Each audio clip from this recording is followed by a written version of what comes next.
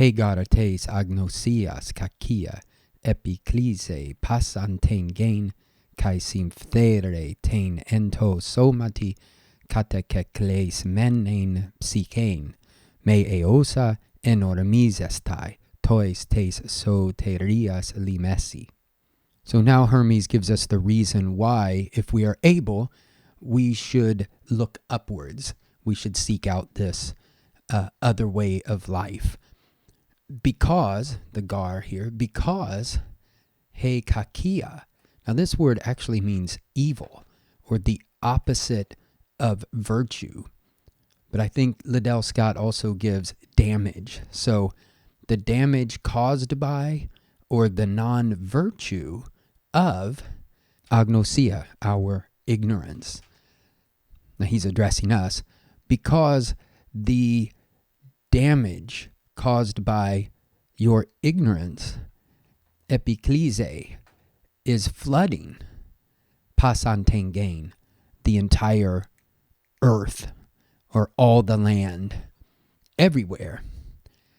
Kai, and symphere is destroying ten psychein, the soul, we'll come back to that, katekekles menein, enclosed by, or confined in, to somati, the body, somatic.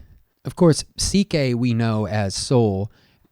I would argue that a better word these days would be consciousness. Soul is a little vague. Use it if it works for you, but we could think about our consciousness. This consciousness sort of enclosed in a body is a very felt experience.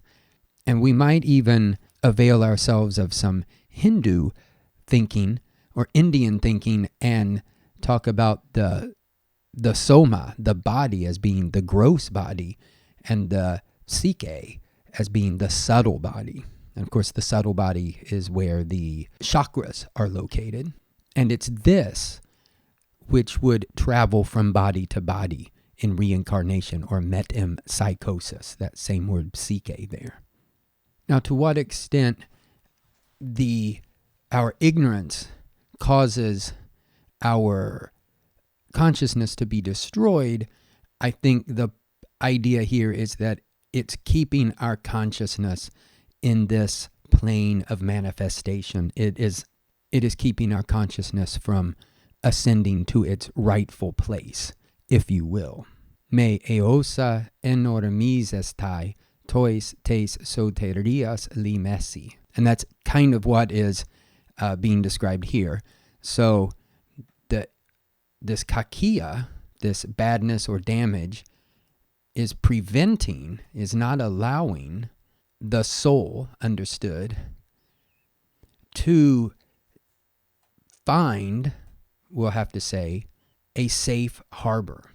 It's preventing it from docking in a harbor of safety, maybe a little more literally. So this is continuing with the metaphor of a flood and water everywhere, and we cannot find any place of rest. I believe Buddhists describe Nibbana as an island, a dipa, which would be a place of rest. Otherwise, everything is in constant motion and flux. This is kind of interesting here. Of course, we talk about safe harbors in English all the time, but this word soterias, in addition to meaning safe, really has the meaning of salvation. So there's kind of a wordplay here, that our soul is not finding a place of salvation. It's not finding a place where it can kind of gather itself and take stock of what is going on. Me sing kate nektete toi garun to poloi rimati. Therefore, don't be brought down, don't be carried away by this mighty, this huge current. An arroya de cresamenoi. So here Hermes is talking to us, cresamenoi, using an arroya, a backflow, or trying to find try to go against the current. Find some current that's going in the opposite direction. This is a really interesting section we find in the Therigatha of the Pali Canon. If it's not the first one, it's very early on where one of the monks is saying, when others rise, we should sit down. When others sit, we should stand. The idea of, again, those who have embarked upon this spiritual path are going to tend to do the opposite of what the hoi polloi, what the many are doing. In the Tarot, we find it expressed in the Hanged Man, where the spiritual person seems upside down, again, seems at odds with the way the vast majority of people are living their lives. And I think this is a really significant point. The way we can find this safe harbor is through our actions of generosity, of non-anger, of positive energy, of a positive mindset, and so on and so forth. It's sort of like the purified heart is what will allow us to go against the grain, to find this place of safety or of salvation. That's why we need to give up, for instance, the 7 deadly sins. These sins are practices which keep us from real living, from actual living. Hoi dinamenoi la bestai tu tes soterias limenos. Those of you able to sort of take hold of, this takes the genitive for those interested, to take hold of a harbor of safety or a place of salvation, coming to anchor there. Enormi samenoi. Ze te sate heragogon ton hode geisonta himas epitas tes gnoseos diras.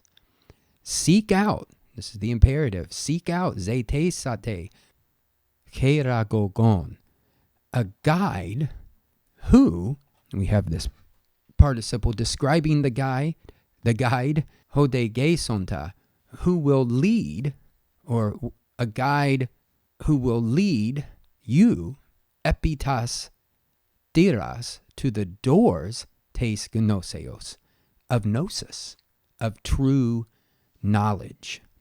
And this is the kind of knowledge we find the Buddha saying this often, sayang abinya sachikaritva, having known for oneself, having seen with one's own eyes. This is what gnosis refers to. I should mention that in hode geisonta, you see the word, or the same root as hodos, road, which we find in Exodus. Hopu esti to lampron phos, to kataron scotus.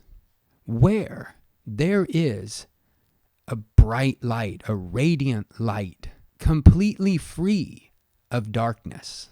To kataron scotus. Hopu ude heis metie alapantes nefusin, aphorontes te cardia eston hutos horathenai thelonta.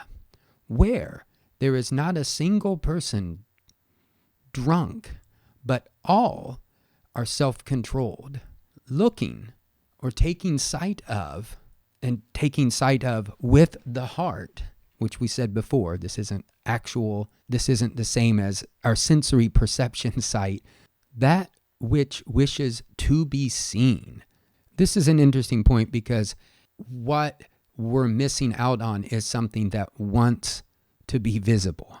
Ugar estin akustos, ude lectos, ude horatos ophthalmois, ala no kai cardia.